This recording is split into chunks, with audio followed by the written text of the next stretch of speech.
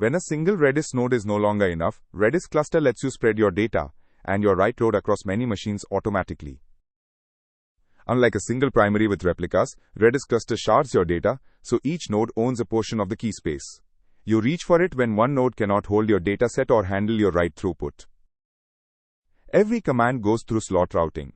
The node hashes your key, checks if it owns that slot, and either processes the write or sends back a moved redirect pointing at the correct node.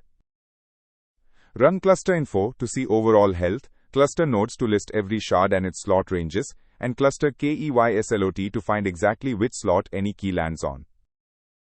When reviewing cluster code, the top mistakes are cross-slot multi-key commands using key star on a single node as if it sees all data, and Lua scripts that span multiple slots. All of these will error or silently return incomplete results. Redis Cluster gives you horizontal scale for both writes and memory. Keep codependent keys on the same slot with hashtags, and never let keys or cross-slot commands sneak into production code.